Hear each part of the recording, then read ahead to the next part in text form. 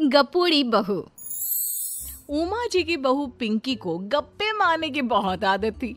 वो जब भी किसी के बारे में बातें करती तो बड़े बड़े गप्पे फेंका करती। आसपास के सब लोगों को पता था कि पिंकी बहुत बड़ी गपोड़ी बाज है। लोग उसकी बात पर विश्वास नहीं किया करते थे, लेकिन हाँ, उसकी बातें सुन सुनकर हंसते बहुत थे। अरे बहू, पड़ोस वाली शर्मा जी है ना, उनकी बेटी का जन्मदिन है, तुम भी चली जाना। ठीक है मम्मी जी, ये तो बता दो गिफ्ट में लेकर क्या जाना है। अरे लेकर क्या जाना है, 250 का लिफाफा दे देना, बस काफी है। अरे मम्मी जी, अच्छा लगेगा क्या? पड़ोसी हैं हमारे, हमें कुछ बड़ा लेकर जाना चाहिए। अरे बहू, इतना काफी है। जानती हैं आप, मेरे मायके में जब पड़ोस में किसी की बर्थडे होती थी ना, तो मम्मी कुछ ना कुछ गोल्ड का ही देकर भेजती थी। पड़ोसी के बर्थडे में सोना? कैसी बातें करती हो। और नहीं तो क्या, आपकी तरह थोड़ी ना लिफाफा पकड़ा दिया। पिंकी शर्मा जी की बेटी के जन्मदिन में चली जाती है। अरे आज तो बड़ी सुंदर लग रही हो साड़ी में। जी मैं तो लहंगा पहनकर आने वाली थी, मम्मी जी नहीं मानी। अरे बेटा, बर्थडे पार्टी में तो साड़ी चल जाती है, मेरा मतलब कोई शादी थोड़ी ना है। कैसी बात कर रही हैं आप आंटी जी? मेरे मायके में तो छोटे छोटे फंक्शन भी हम लोग लहंगा बनवाते थे बुटीक से, डिजाइन करवा कर। चाहे पड़ोस में किसी का जन्मदिन हो, मेरी मम्मी हमेशा बुटीक से नया लहंगा डिजाइन करवाती थी। मैंने तो ऐसा कहीं नहीं देखा, ये तो तुमने आज बड़े कमाल की बात बताई। अरे जाने दीजिए, कोई बात नहीं। और बताइए, आपकी बेटी नजर नहीं आ रही। अरे भाभी, मैं यहाँ हूँ, ये देखिए मेरा ड्रेस कैसा लग रहा है। ठीक ही है, मतलब बर्थडे के हिसाब से थोड़ा हल्का है ना। अरे भाभी, इतना सुंदर गाउन पहना है मैंने। मैं ना शादी से पहले अपने बर्थडे पर हमेशा जरी वाला लहंगा पहना करती थी, यही मैं तुम्हारी मम्मी को भी बता रही थी। इसके बाद केक काटने का प्रोग्राम शुरू होता है। सब लोग इकट्ठे हो जाते हैं। शर्मा जी की बेटी का केक देखकर पिंकी से रहा नहीं जाता। उसके अंदर का गपोड़ी बाज बाहर निकल कर आ जाता है। अरे इतना छोटा सा केक! अरे बेटा, मेहमानों के हिसाब से ही है, जितने लोग इतना बड़ा केक। आंटी जी, कम से कम 4 या 5 मंजिल वाला केक तो बनाना चाहिए था। आपकी बेटी का बर्थडे रोज रोज थोड़ी ना आता है। मेरे बर्थडे पर हमेशा पापा 4 केक बनवाते थे, सारे केक 4-4 मंजिल के होते थे। वहां पर सारे लोग उमा जी के मोहल्ले के ही थे और वो पिंकी के गप्पे मारने की आदत से अच्छी तरह वाकिफ थे, इसलिए सब लोग उसकी बात सुनकर हंसने लगे, लेकिन किसी ने पिंकी से कुछ नहीं कहा। एक दिन सुबह सुबह पिंकी ने अपनी सास से कहा, मम्मी जी, मेरे मम्मी पापा मुझसे मिलने के लिए यहाँ आ रहे हैं। अरे वाह, ये तो बहुत अच्छी बात है। उनके आने की तैयारी करो, अच्छा अच्छा खाना बनाओ। वैसे कब तक आएंगे? मम्मी जी फ्लाइट से आ रहे हैं, कल शाम को 4 बजे की फ्लाइट है। फ्लाइट? लेकिन बेटा, तेरा मायका तो यहाँ से 2 घंटे की दूरी पर है, तेरे मम्मी पापा फ्लाइट से कब से आने लगे? अरे मम्मी जी, आपको पता नहीं है, मेरे मम्मी पापा ना आधे घंटे की दूरी के लिए भी फ्लाइट का टिकट बुक करवाती है। अरे गप्पे थोड़े कम मारा करो बहू, कोई फ्लाइट से तब आएगा ना जब यहाँ पर एयरपोर्ट होगा। तुम्हारी मम्मी क्या उड़कर आएगी घर में? अरे हाँ मम्मी जी, मैं तो भूल ही गई थी।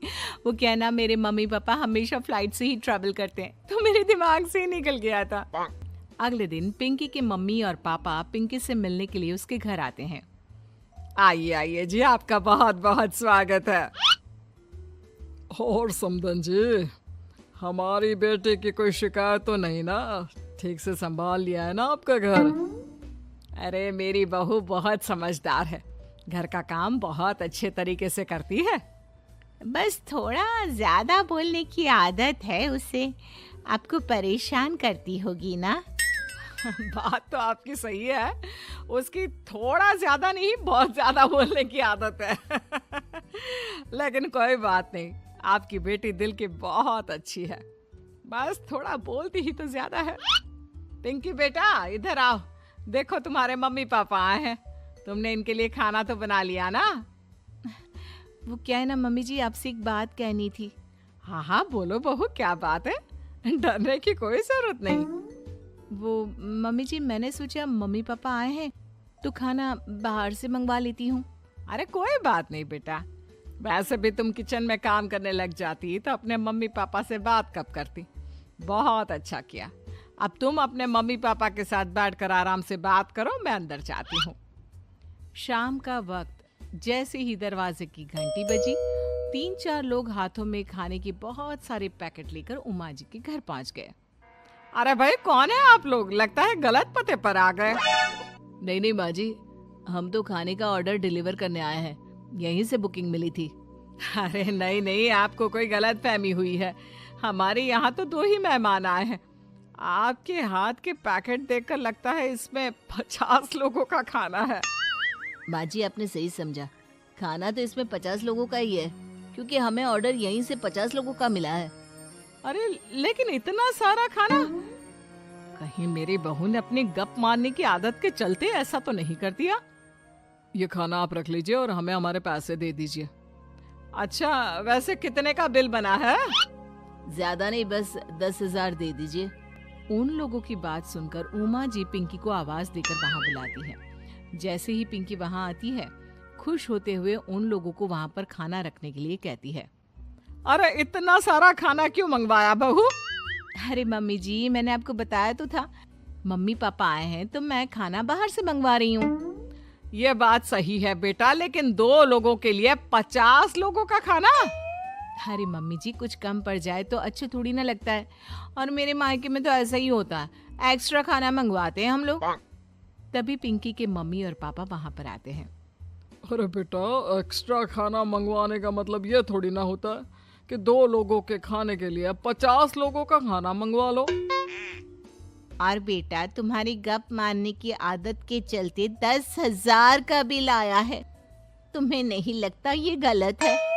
देखो बहू, बढ़ा चढ़ाकर बातें करना अपनी जगह, लेकिन इतनी बड़ी बड़ी फेंकना भी गलत है ना। पहली बात तो इतने सारे पैसे लगे, और दूसरी बात खाना वेस्ट होगा।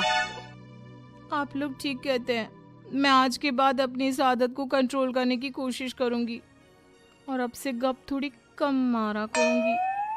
पिंकी की बात सुनकर सब लोग हंसने लगे।